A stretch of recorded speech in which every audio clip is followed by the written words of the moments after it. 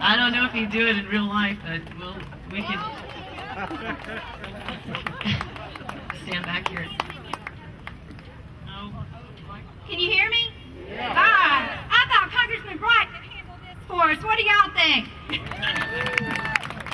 Listen, this is all I want to say to Congressman. I'm so thankful to be able to talk to the people in District 2 of Watauga County that are here and everybody else. And Congressman Bright, these are your people. We elected you. We pulled the lever so that you may go to Washington. You have to listen. Well, not everybody, but nevertheless, he is our representative, and he needs to listen. And this is my question to you. As the left, not the Democrats, not the Republicans, but as the extreme left continues to hijack one of the political parties and is trying to hijack our American government, will you stop it on behalf of the citizens of District 2? Please respond immediately. Thank you, Suzelle. I am Vince Cedrone from Montgomery, Alabama. Congressman Bright, I want to start out by saying, since you know me, I have no hatred for you. Although as becoming a Christian, I found that it was hard to hate, but I do want to say this. I will fight you with every bone in my body for you trying to push socialism and communism down my throat, down my family, down my throat. My father and my uncles all fought in World War II against Nazism. One of my uncles served in the Battle of the Bulge, and they endured hardships. And to know that down the road you got people like Pelosi and people like you that would try to force socialism, the difference between socialism and communism is a hairline, that you would try to force that down our throats. They never thought that 60 years later their nephew and their son would have to be fight the same thing in their own government. But I can tell you, we've read this bill. We know that there's euthanasia in this bill. We know there's no care for special needs people, even though one of the senators got caught lying about that. And, but I'm telling you, Congressman, you cannot shove this down our throat. My hope and prayer is that you will eventually and others will become more like John Kennedy, if not better, where he did not like socialism. He was not for communism. He fought against it. What has happened to the Democrat Party has become the Socialist Party, and you know that. And I pray that you will somehow get a light inside of you, and you will realize that the American people can only be tread on so much. You can only tread so much, Congressman, before you can endure wrath.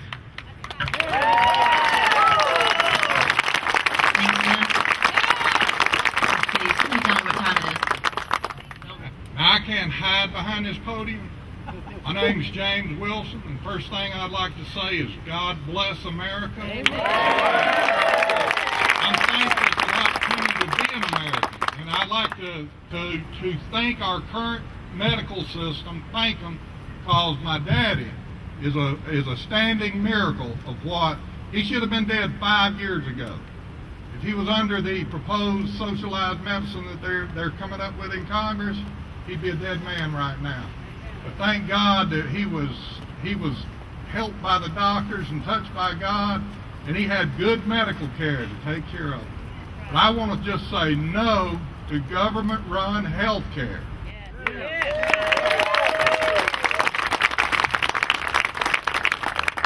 Okay. Bryant Culberson might have something to say. Don't knock yourself out, Bryant. Okay, I'll try this out too. Two things. Is there really an emergency in the healthcare today? I don't see dead people laying on the streets, do you? Everybody, regardless of their ability to afford it, they can go to emergency room and care. Granted, it can be done better. There's a lot of things that can be improved on. But there is no emergency, and we don't have to pass this thing, this 4200 House bill, without studying it, using the free market methods of taking care of the problems we have.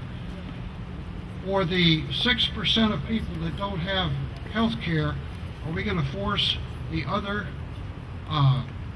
94% of us to accept government health care? No. Pardon me, I'm sorry. Now, I'll have to say this. I also am a veteran, 30 years in the Air Force. And I grew up.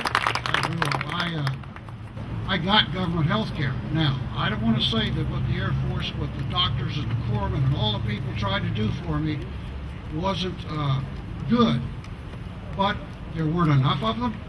They didn't have enough appointments for me to, get timely health care. The people were great, but the system was broken, and it still is. And if you want that same kind of system, go with this health care plan they got. We know from Europe, from England, from Canada, what it's going to do to us. We got to stop it, folks. We got to stop it. Thanks a lot. Thanks, Brian. I made a mistake. I made a boo-boo. I skipped over John Bowles. So here's the mic. You got to stand just like this. Don't move. Like this. I want to just give kudos to Jenny. She is a true community organizer. My recommendation for Congressman Bright and for all of Congress is very short. Congressman, I'd like to ask you to introduce a law that Congress has to go by and abide by any law they pass, and make it illegal to ever pass a law that exempts Congress from anything.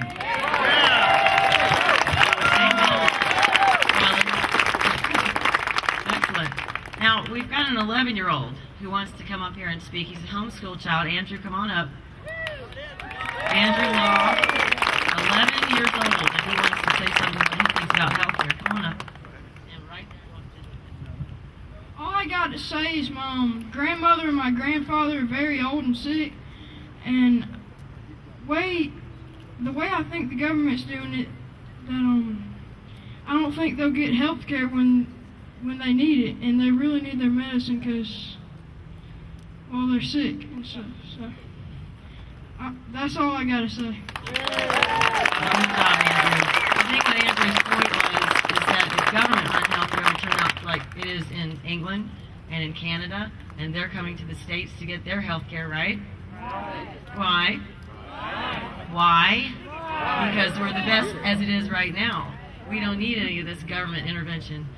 Who else wants to speak? Becky, you want to come up? And anyone else? Y'all want to line up over here? I just didn't get your names. I had to move positions.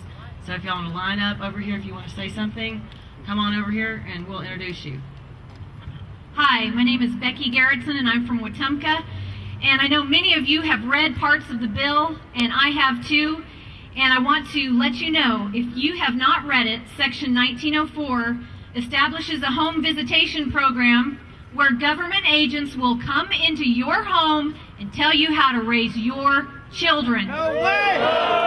This bill is a bunch of hooey. I have read many parts of it, and it is so extremely hard to follow because it refers to all these other bills out there that, who knows, they were written 10 years ago or whatever, and it is the biggest jumble of mess I have ever seen, and it is a joke, and it is just a government takeover, and I'm glad you're here. We need to wake up, and we aren't going to take it anymore! Thank you, Becky. I do want to say that Bobby Bright has come out saying he won't vote for the health care bill as it is written right now. As it is. Now, I think if they took a semicolon out of it, that may be tweaked enough for him. That worries me. Next. I need to keep my mouth shut. I am so... Come on up. Get in line. Your name. My name is Rob John. I'm going to talk to Bobby for a second. I'm running against Congress, and I'm running against Bobby. I want to ask him, you can't be a conservative when it's convenient. It wouldn't hurt to read the Constitution once in a while, so you'd understand it. I want to tell you some news about yesterday. Yesterday, he was on the radio station down the Ozark area, and he was being interviewed by questions, and one of his first comments was that we're a bunch of extremists. Do you guys agree? I don't. He called us liars. Need to do something about it. There's audio on the internet about this. You can hear it for yourself. I'm going to fight him every step of the way. You can't be a conservative. First off, believes in limited government. You cannot be conservative on good days only. You've got to be principled. You got to stick to it at all times. Otherwise, you're just not a conservative. All right, thank you.